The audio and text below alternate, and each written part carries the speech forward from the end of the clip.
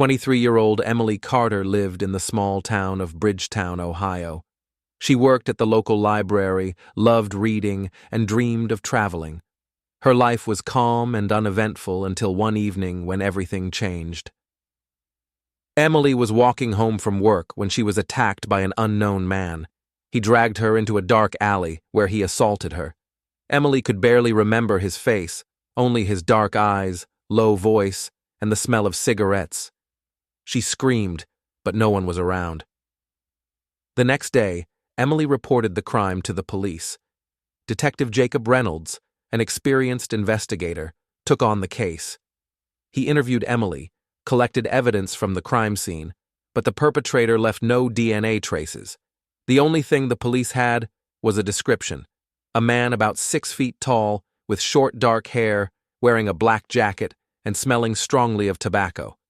Weeks and months of searching yielded no results. The perpetrator seemed to have vanished. Emily felt helpless. She stopped sleeping at night, afraid to go out alone. Her psyche was shattered. On her friend's advice, she started seeing a psychologist, Dr. Lisa Morgan. The sessions helped, but the fear and pain lingered. 5 years passed. Emily moved to a neighboring town, Hartford, to start a new life. She got a job at a bookstore, trying to forget the past. One day, a man walked into the store. He introduced himself as Michael Bennett. He was around 35, tall, with dark hair and a piercing gaze. They struck up a conversation, and Emily felt drawn to him. Michael was charming, intelligent, and had a sense of humor. They started dating. For the first time in a long while, Emily felt happy.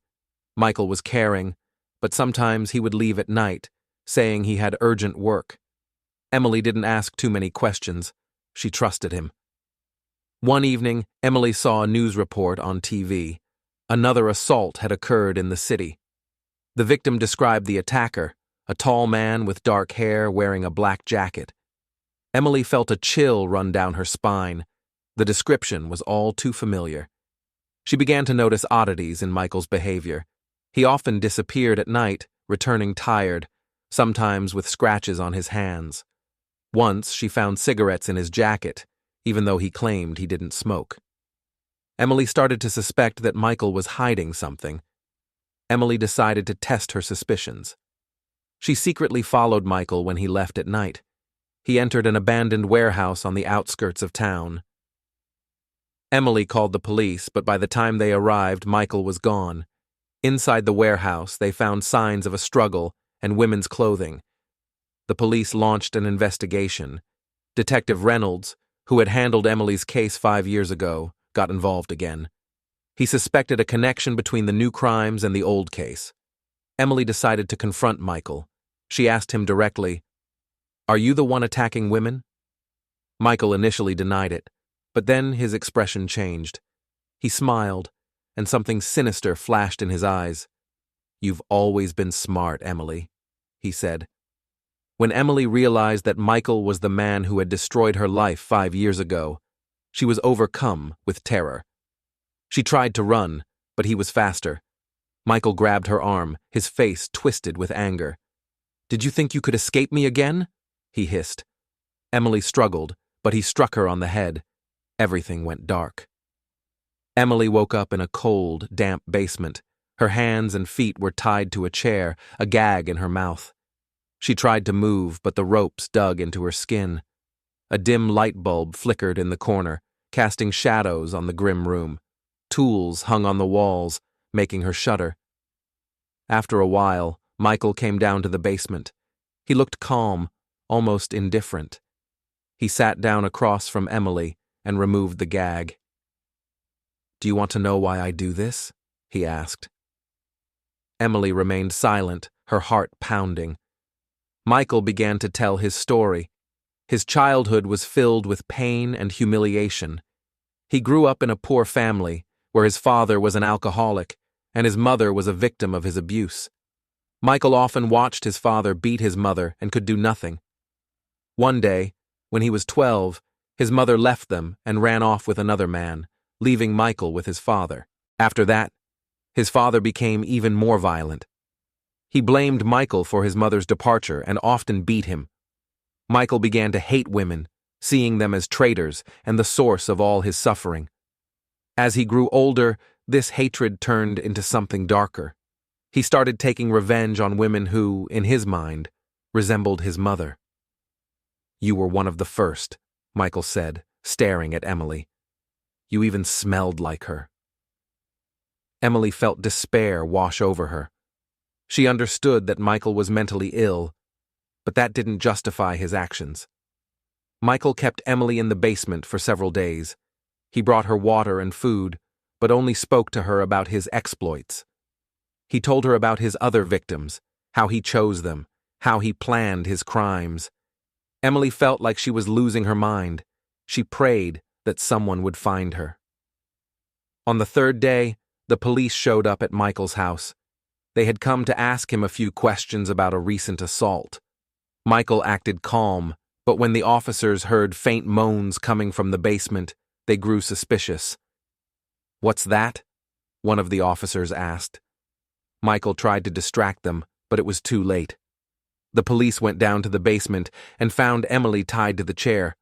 Michael tried to escape, but they caught him quickly. During the interrogation, Michael confessed to everything. He told the police about his victims, including Emily. His testimony helped solve several cold cases. Michael was charged with multiple crimes and sentenced to life in prison. Emily returned to her psychologist. It was hard for her to cope with the trauma, but she knew she had to keep living. She started writing a book about her story to help other victims of violence. Michael remained in her past, but his shadow haunted her for a long time.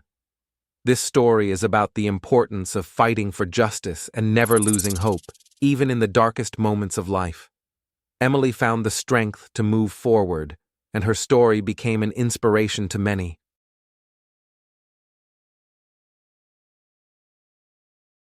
Brittany was a woman who had learned to handle all her struggles on her own. Her life, after divorcing Mark, had become a cycle of workdays, caring for her son, Ethan, and rare moments of peace she found in the quiet of her small home.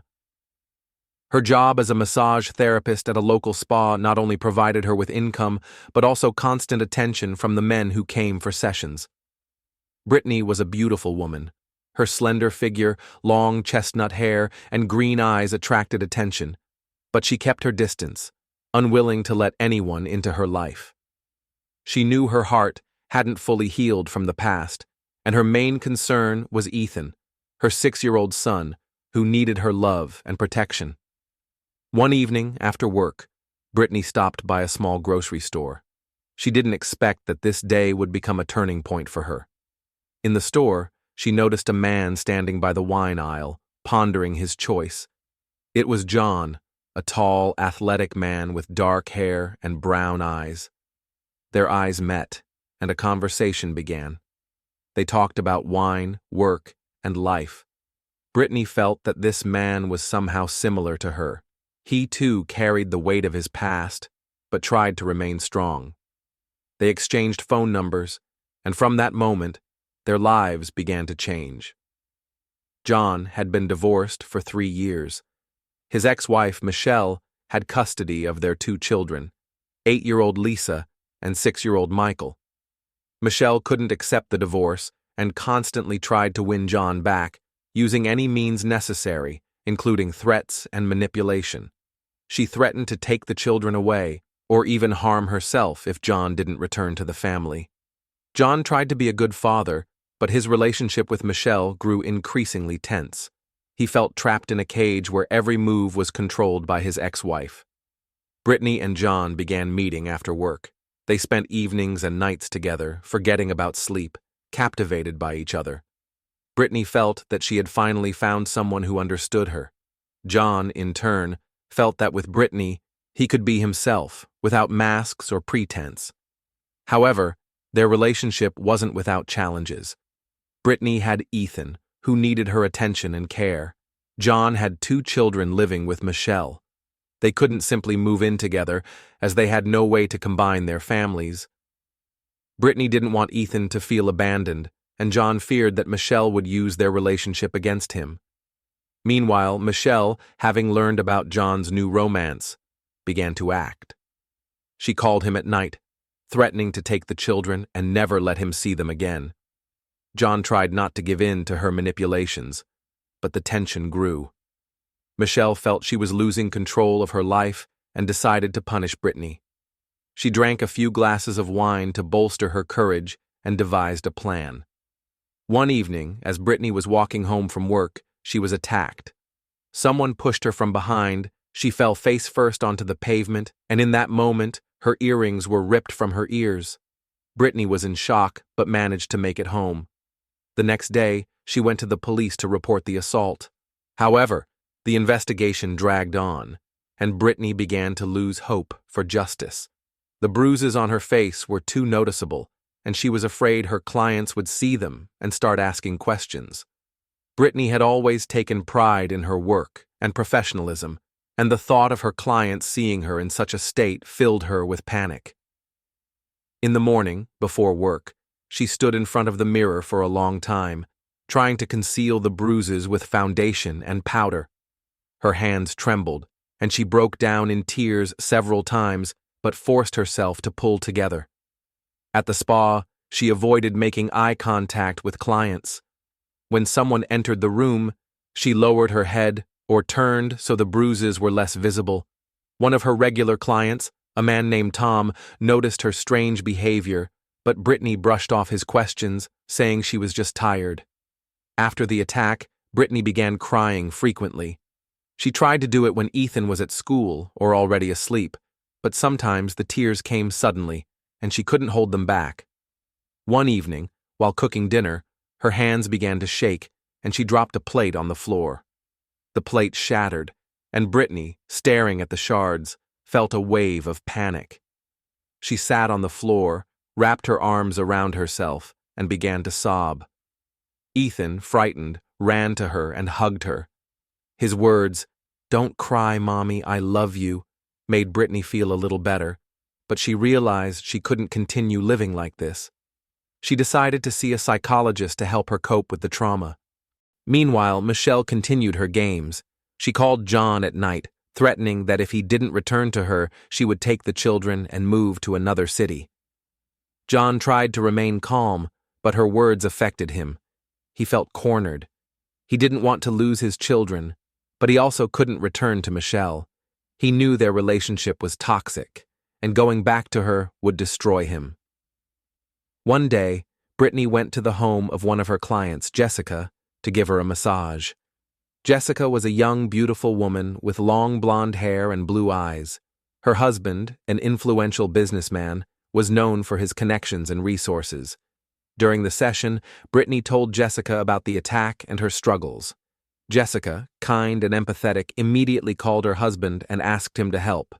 A few hours later, Brittany was called to the police station, where she was told that the attacker had been found.